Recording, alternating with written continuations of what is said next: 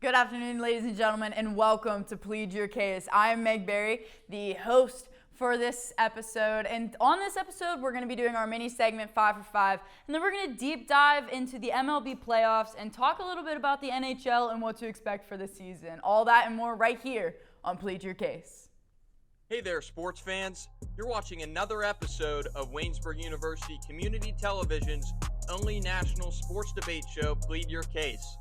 Whether you're a diehard fan or a casual observer, get ready to join us every week as we dive deep into current pressing sports topics. Our panelists dissect every angle, every scenario, and every statistic to influence their fiery takes. What has he done without Tom Brady? And spirited arguments. No, listen, Bowtie. Have you ever played Foursquare? No, you were too old to play Foursquare. There will be no argument unexplored, and every take will be under review. After reviewing the play, Here in the Waynesburg University Communication Department, we believe in heated debates with a touch of friendly competition, which is why we also have a fresh 5 and 5 mini segment that you won't want to miss. I don't think a pitcher is breaking Cy Young's wins record of 511. You Google America's team, and what do you get? You get the dollar. So sit back, relax, and get ready for some serious sports chat. It is time to plead your case.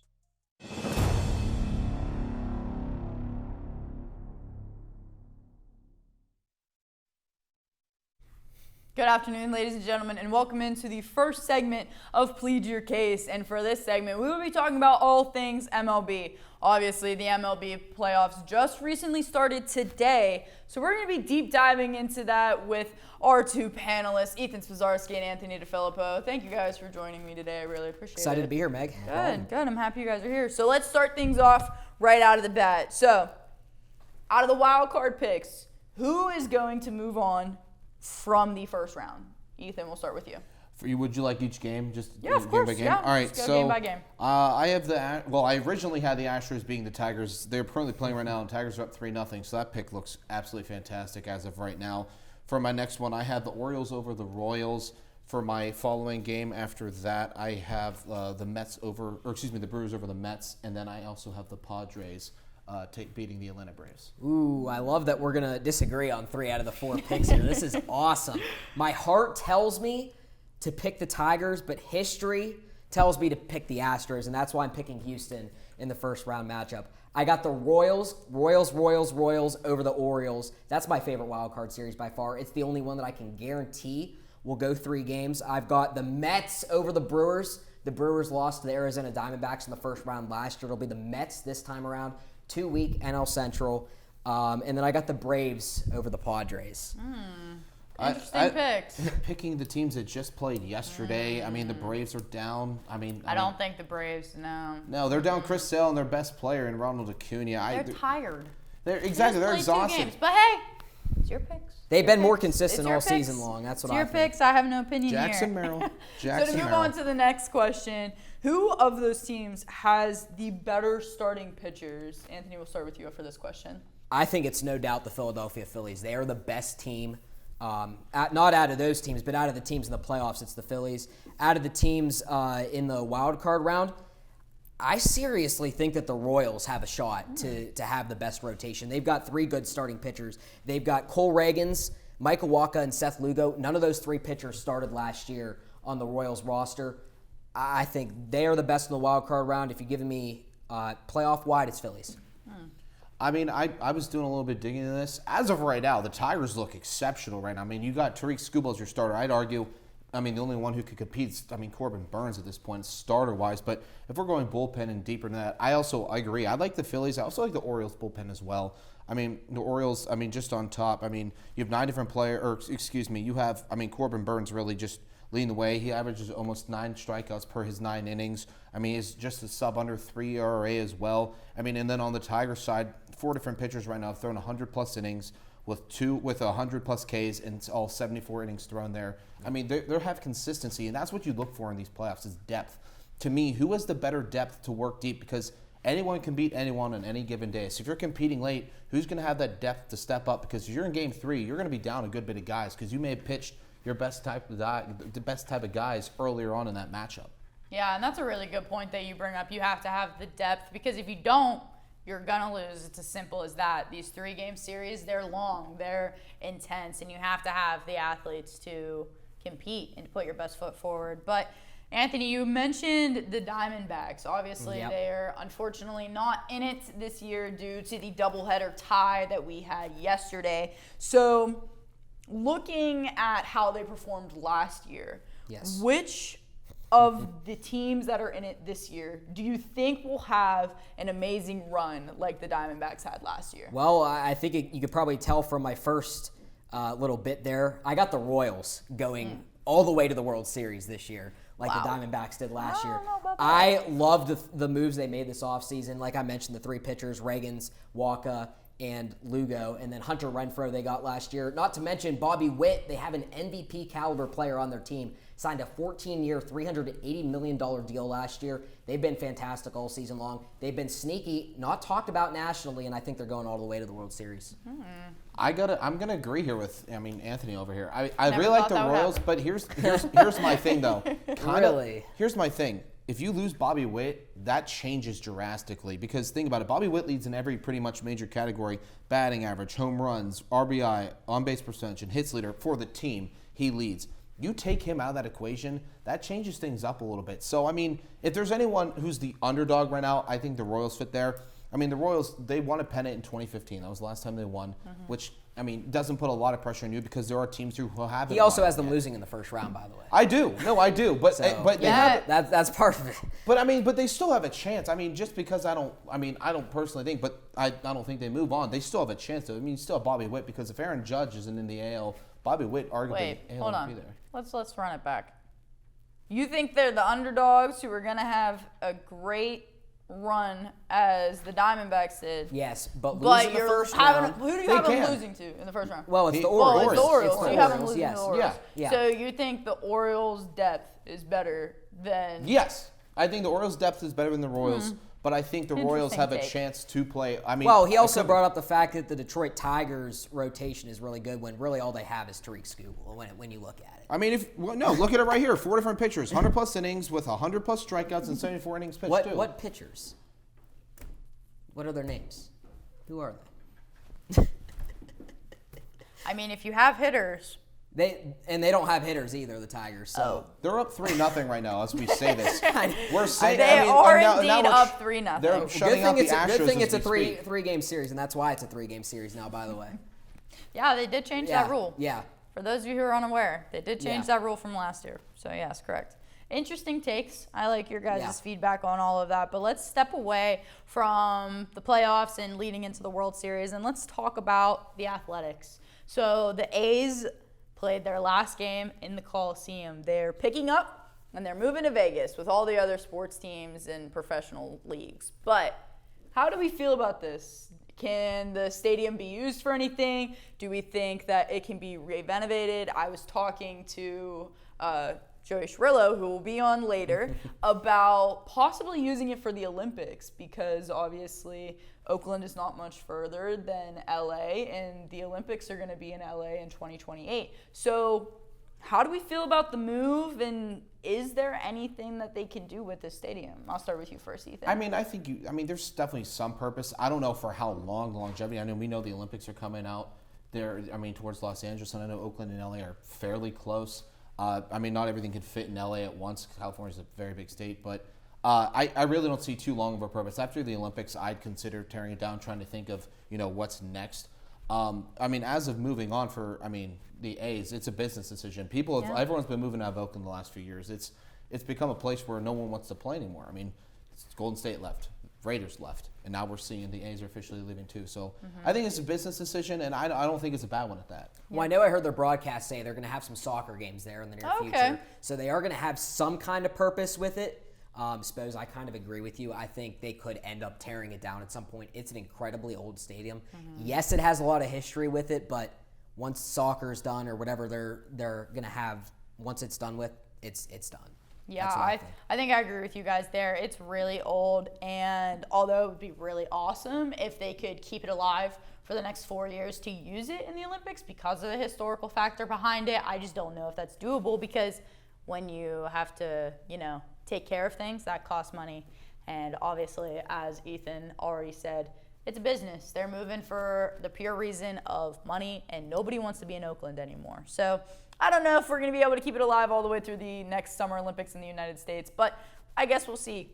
Anyway, final question for you all when it comes to the MLB, and this ties together again to the A's. Waynesburg University alumni pitched the final pitch at the Coliseum. Mason Miller, just touch upon that. How do we feel about that and the impact? And obviously, us being connected to him in a sense that we all went to Waynesburg University. Well, you said it hit close to home for Oakland fans. Yeah, it also hit close to home for people here in Waynesburg and Mason Miller's family that's kind of back here in Pennsylvania. So I think that was just awesome. The season that he had, the fact that he was able to make it all the way to the majors, throw 104 at the major league level, and get the last out at the Oakland Coliseum, that's kind of awesome. And Meg, I just wanted to say I feel really badly for Oakland Athletics fans as well. Just wanted to say that. I mean, no, I think it's awesome. I mean, he built the foundation here at Waynesburg, moves on to Gardner-Webb, really makes a name for himself there, and that's where he gets drafted to Oakland there. And, I mean, it's always just going to be awesome because you want to see everyone succeed, especially people. I mean, we didn't grow up with them, but, I mean, for Waynesburg people, I mean, there's always a sense of, like, Waynesburg family kind of situation. So seeing him succeed towards his dream, towards what he wanted to be is awesome. And you always want people to chase your dreams. The whole point is, never back down from your dreams. Don't give up towards it. Keep pushing. And, I mean, that's exactly what happened. And now he can say he's etched in the history books because he threw the last pitch. Yeah. I mean, out there. And Exactly. Ever. And he got the We're not last going 3 back. outs, too, in a very dominant fashion, which he's been doing all year. Yeah, which is definitely amazing for him and to come out of a small place like Waynesburg University and to help craft and make a foundation for yourself is an absolute chip on his shoulder to have. But that's going to do it for the MLB segment. Thank you guys for that great insight. But coming up next is going to be the 5 and 5 with Joey Chirillo and Dean Shazer right here on Plead Your Case. This is the buzz.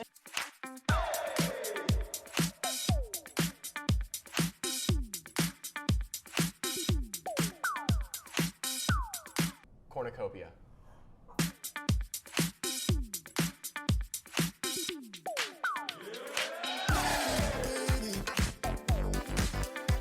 Try instead of train.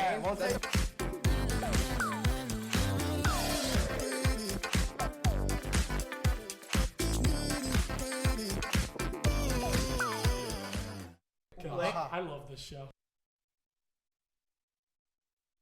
Welcome back to Plead Your Case, and on this segment we have the 5 in 5 mini segment, and today on our panel discussing the top 5 arguments we have is Joey Chirillo and Dean Shazer. Thank you guys for being here. We really appreciate it. So for those of you who are new to the show, 5 in 5, each person has 30 seconds to plead their case, if you will, and I, at the end of the segment, get to pick who had the best argument for each one and who will be the winner and moving on for the next week for 5 and 5. So we're going to start things off right out of the gate. So what's more impressive? Mason Miller, Waynesburg University graduate, who is a star closer for the MLB and is touching 104, or Chapman, still throwing 104 miles per hour at the age of 36. Joey, we'll start with you. All right. Aroldis Chapman, that's the 100% answer. He's continuing to throw 144 at the age of 36. I mean, that's just incredible to see.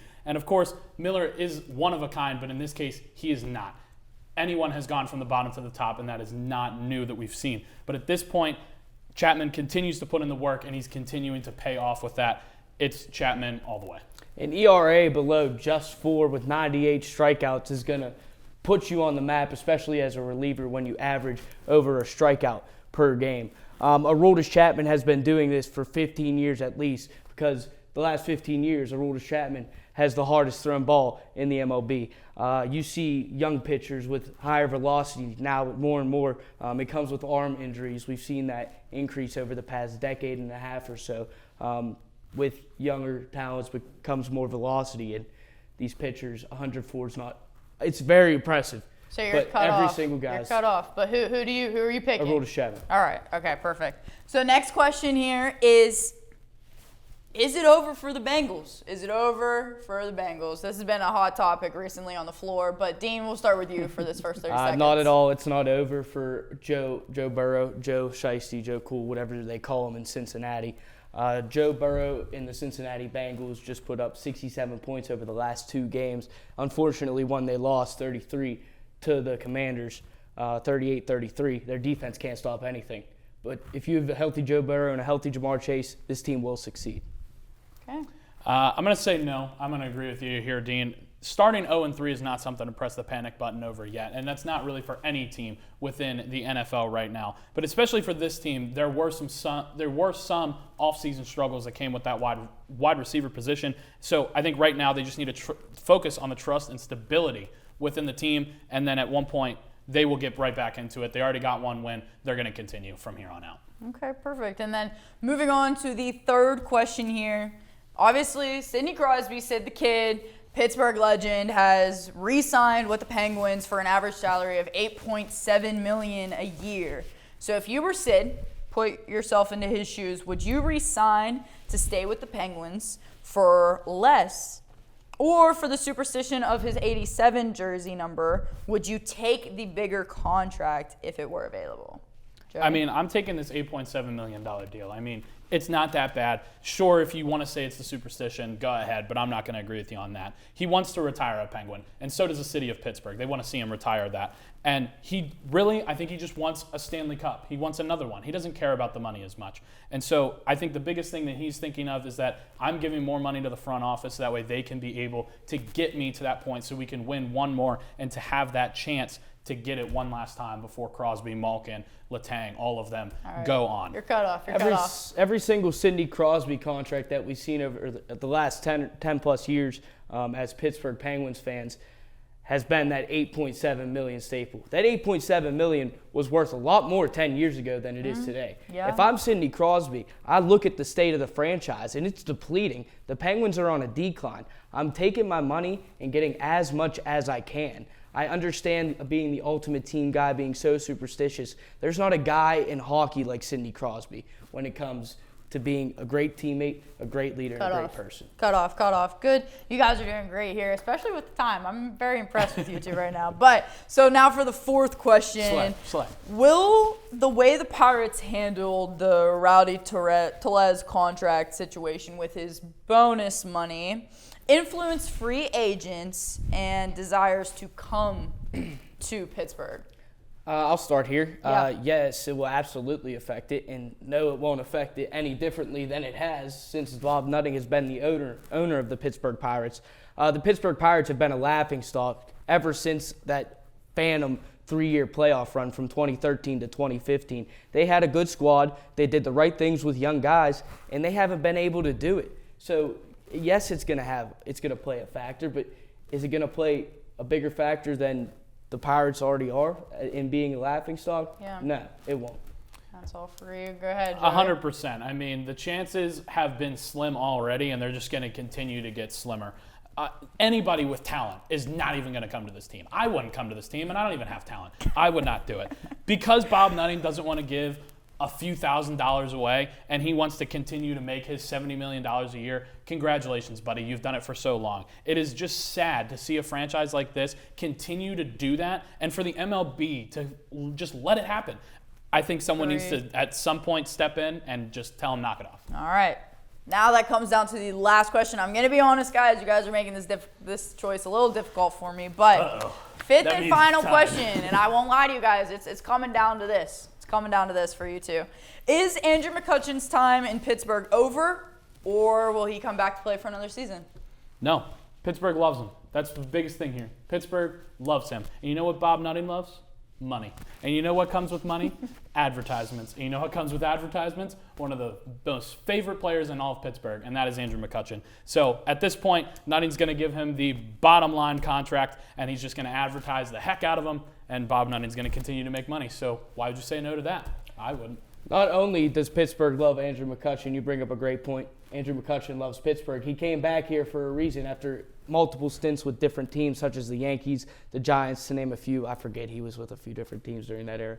But Andrew McCutchen, he loves the culture. And you can tell there's a little bit of frustration in the clubhouse, whether it's from the management or just the overall disappointment as a season. How do you win less games or a game more than you did last year? Or no, they were 77-85. They lost one less game this year. Andrew McCutchen wants to be back, and he wants to be part of something special, and this Pittsburgh team will make the playoffs next year. And that's all free. Oh, Whoa. that's a crazy way to end that. What? That's a crazy statement. That's a crazy No, they will statement. not. I don't think I'm going to have to agree with you there, but now I'm going to have to sit here and I'm going to have to ponder. Ponder. Because you guys really, really gave me some good in-depth arguments there. But I love a good underdog story. So, Dean, congratulations. You beat Joey. I think Congratulations, sir. What really Let's got go. me was your Sidney Crosby thing and your Bengals discussion. You did a very good job on that. Very nice. Good job. Dean winning the 5-5 over Joey Chirillo. But that's all we have for this segment. When we come back, we're going to be talking about the NHL and things starting for the season. Welcome to the Eberly Library, where you can find out everything about anything on campus. Through the double doors, you'll enter a world of knowledge and academic resources. These include the Knox Learning Center, where the Disability Services Office and testing centers are located, and the Writing Center, where students can work directly with our tutors in order to hone their essay skills and get easy A's. And now, to the print collection, which houses over 75,000 books spanning across all 3 of our floors.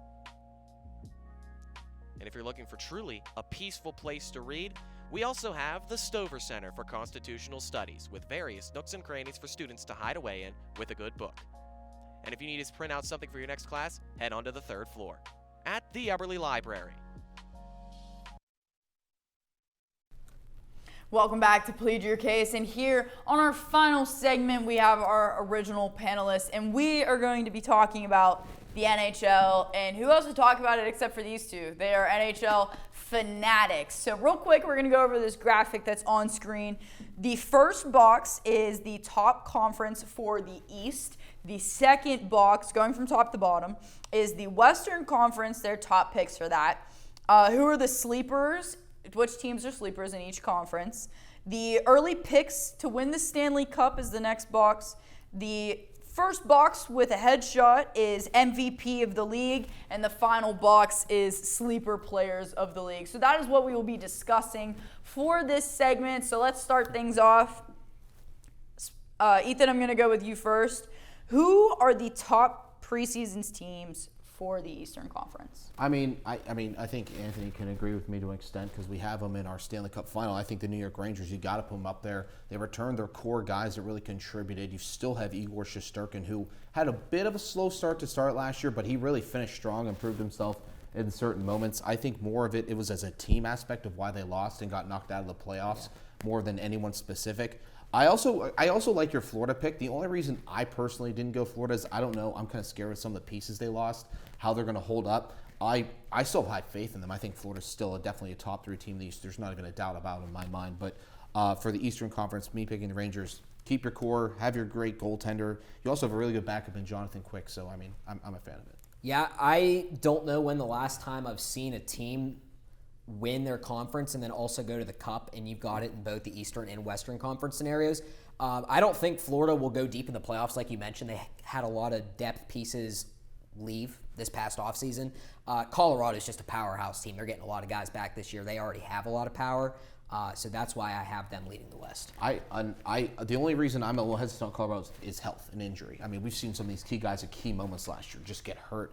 McKinnon, Ranson, and it just happens. And it's a part of the game. Hockey's a very physical sport, which makes it awesome. But, if they can stay healthy, and we can get a goaltending situation. I think you could say that about almost any team, though. Yeah, because every team, if you lose your top guy, you're not. Well, consistently in the playoffs, or at some point, who are we seeing most out of anyone do it? I feel Colorado's near the top of that list. I think that's fair. It comes with it. Fair. But I think consistently, like you have those teams that consistently choke in certain moments in the playoffs for any sport. Colorado with injuries at important moments, I think that's where they fall.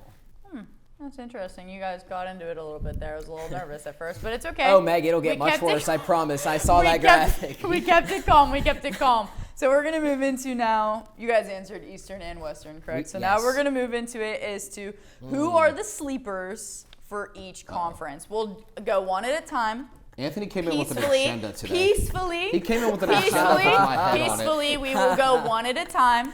And then we can argue, right? Yes, and then you can argue. I am going to start with Anthony. Okay. You can do your sleepers for each conference peacefully. Well, when I think of sleeper teams, I think of teams that were asleep and then are going to awaken, not teams that were already awake and are going to stay awake. And I'll talk to my compatriot to my right here in a minute. But I got the Utah Hockey Club, a team that moved from Arizona. Now they're in Salt Lake City. They acquired John Marino, Mikhail Sergachev. They have one of the better tandems in the Western Conference, one of the better and more underrated tandems in the NHL in Connor Ingram and Karel Vejmelka. Clayton Keller, Dylan Gunther, Logan Cooley, Matthias Michelli, Nick Bukestad. What isn't there to love about the Utah Hockey Club? And then the Buffalo Sabres. The Penguins saw them earlier this preseason. I was impressed. Tage Thompson, J.J. Paterka, Alex Tuck, Jason Zucker now in the full bottom six, Ukko-Pekka Luukkonen, Devon Levi, who struggled last year, but I think he's going to be much better this year. Those are my two sleeper teams. Now, Spoz, talk about the team that's been awake for the last season. Go for it. All right. Well, I think it's funny you're coming at me for my awake team. Utah hasn't played yet. I mean, granted, I know it's Arizona, formerly known as the Arizona Coyotes, but Correct. I don't know how you can talk about a team that hasn't had the gelling of everything compared, like with those new teams, new location, like different kinds of coaches. I don't know how we can compare that just yet. Now, I'm excited to see it. Don't get me wrong. I would love nothing more than see the Utah Hockey Club whenever they come up with a name as well to really prevail there. But for me, I'm going to focus mainly on defending Vancouver here because let's look at it. From 2015-ish to 2022, this team was god-awful. Now, I get it. Last season, they made a deep run into the playoffs, and that's a fair point you bring up. They were awake last year. But there's a buffer to that. I think you can't really say that because if a team's very bad for a long period of time, then they have one really good season, they're waking up. I don't think they're exact. I mean, I understand your point, but They're not woke. They're not. No, they're not yet. I think they actually drank like 4 gallons of caffeine between last season. How do you know that? Are you with them the whole time? Are you traveling? Suppose, what year are we in? It's 2 years past. No, it's one. We had one full year, and I mean, I'm high on this They didn't team. I lose don't think- anybody. They didn't exactly. They but here's didn't lose a single. Well, here's the thing, though. The competition around them is continuing to get high on it. And I get it. Also, They were like second in the West. They were last year. But again, for the longest time, we were seeing a bit of a drought after they made a push. They beat, Chicago, knock off the champs, dethrone the Dragon, as we saw. And then there was a period of time where they just weren't good. They weren't competing in these games. And now they're finally competing out here in the West. I think I understand your point, and to a point I agree with you. But at the same time, when you're just good for 1 year, I don't think you're a top contending team. They were giving up leads. They weren't competing well there and towards the end of that Edmonton series. I mean, in the playoffs when they got knocked out. I think they're still waking up. They may not be a full-blown sleeper like Sleeping Beauty out here, but at the same time, Not a sleeper team. not a full sleeper team. He said it himself. Not a full sleeper team, but I think they're But waking they're still up. sleepers. They're still sleeping. They're still waking up. Are they They're napping? not woke yet. They're They're not woke yet, so they're still sleepers. In my opinion, if you're asleep, you're sleeping. So still must be sleepers according to Ethan's argument there. But that was by far the politest argument I've ever heard in my entire life. Anyway, we're gonna move forward. He has another great sleeper, by the way. I thought you have another his great other sleeper sleeper. was Yeah, was no, fine. Yeah, keep continuing. Keep going. Keep going. in Detroit, I mean, I'll short and sweet here. No, it's I know we okay. gotta move Take on, your but like time. Detroit for the longest time, after, with the Penguins, if you're a Penguins fan, you understand from 2008, 2009 what all went on there. Oh, yeah. But Detroit's moving on. For the last 3 years, we've kind of been saying it, but I think now you really lock it I had down. them as a sleeper last year, and I think I have them. They would probably be my third choice this year. No, exactly. So there, I can't disagree with you. Yeah, exactly. There No. we go. See, we're friends You got again. the team. You Look got at the that. team that's wide awake, Look and you at got the team that. that's actually still asleep. There you go. Good choices. There's the side comment. Anyway, has so to we're be a side gonna move comment. on Gotta be 5'7" to. to ride this ride. Sorry, buddy, but all right. We're gonna move on to the next question. It's the early picks to win the Stanley Cup. We're gonna flip the rules here. So, Anthony, you can answer this question first. Well, if you saw the graphic, we agreed. Yeah. We agreed. Exactly. But I think you probably have the Stars over the Rangers. I have it flipped. I have the Rangers over the Stars. They were the top 2 teams last year in their respective conferences. They won't win their conferences in the regular season. They'll be in the playoffs, and they'll make it all the way. I hate to say this as a Penguins fan, but it's the Rangers' year, and if it's not this year, they won't win for another decade. Yeah, I'm going to kind of twist it a little bit. I think if of these 2 teams, the Rangers have a better shot to win than the Stars do. I mean, for the Stars, you got to face Winnipeg, Colorado, Nashville. Right now, they're hot. Now, we don't know what the Blues, Wild, Utah, and Blackhawks bring. Yeah. I think we can generally say the top 4 teams are going to remain hot. But for the Metro, I mean, Carolina is your biggest competitor. I mean, and if, is New Jersey, I mean, people apparently are high in New Jersey too this year. Are they going to make a statement here? I don't think so. Penguins.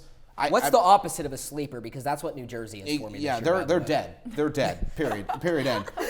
But no, Carolina's the only real contest there, and they lost a few pieces too. I think losing Jake. I mean I mean, call me crazy and being a little biased here, but Jake Getzel.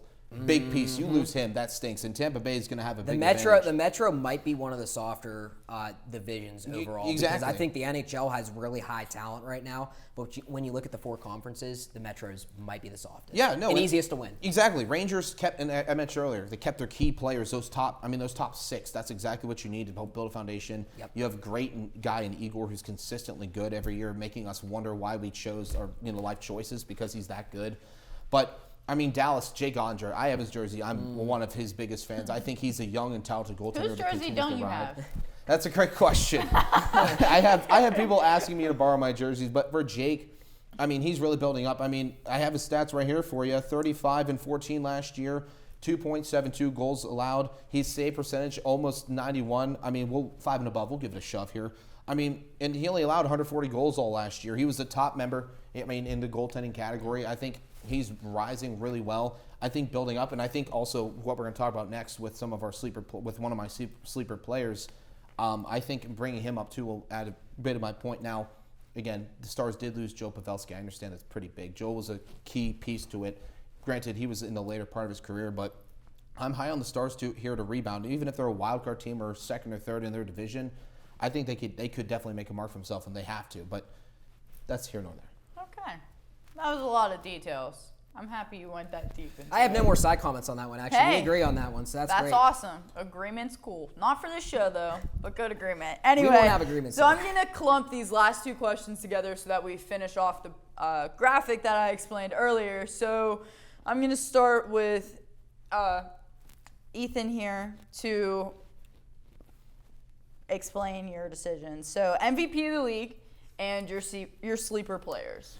Well, Nathan McKinnon, and I mean, I'm not even going to argue because it's hard for me to argue. Oh, I can't. Either I think McDavid or our McKinnon. 2 choices are 2 of maybe the top 4 options. Exactly. I mean, the only one. You do have Austin Matthews as well. We didn't bring up, but I think if you think top players in the league consistently for the last good handful of years, I mean, I'd argue. I mean, for McKinnon, obviously, it's like more of a decade. McDavid, he's definitely getting up there too because you didn't realize like how long he's been in the league. It's actually been a hot second. But I mean, for Nathan McKinnon, I mean, he's played in 791 games. He has, he has a total of 899 points plus 147 point differential compared to his games. I mean, points per game. I mean, he's comparing up there as one of the best. He creates highlight reel after highlight reel. He's incredibly good with his speed and stick handling. He, year after year, puts up most points, and he's atop the playoff points as well. When his team needs him most, he steps up in that advantage point. I completely get Connor McDavid, too. I wouldn't argue it either. I mean, they're the top 2. I don't think there's any doubt about it. Well, there's a good thing the Hart Trophy winner, it goes to the best player in the regular season and not the playoffs because Connor McDavid definitely fell apart when it mattered most last year, in my opinion. But need I say more? This guy's one of the better players, probably a top 3 player when his season or his career is all said and done in NHL history. But I think I would have McKinnon 2, Matthews 3. So I suppose I don't really disagree.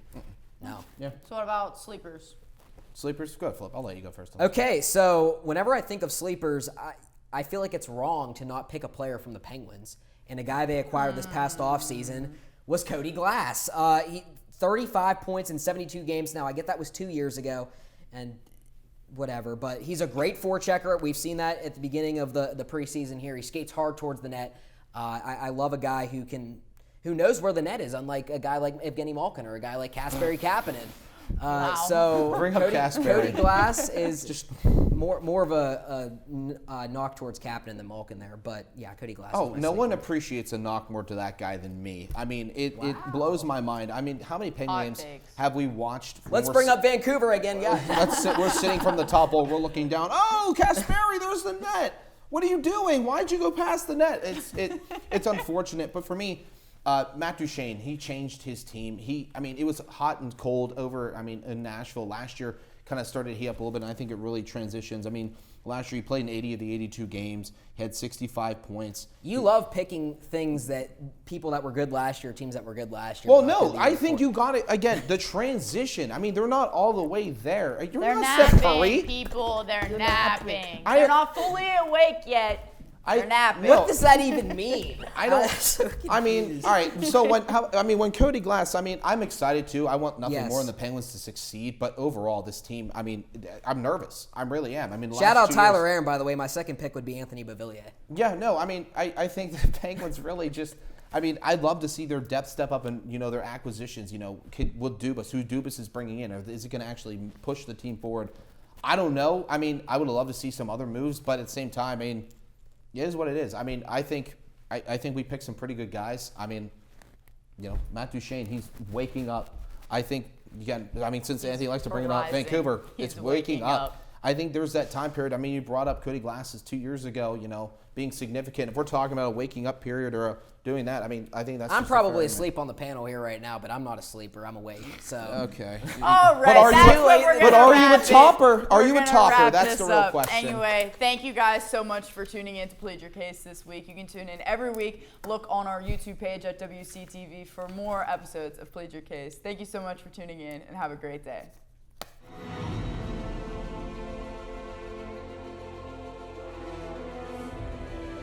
This has been a production of Waynesburg Community Television.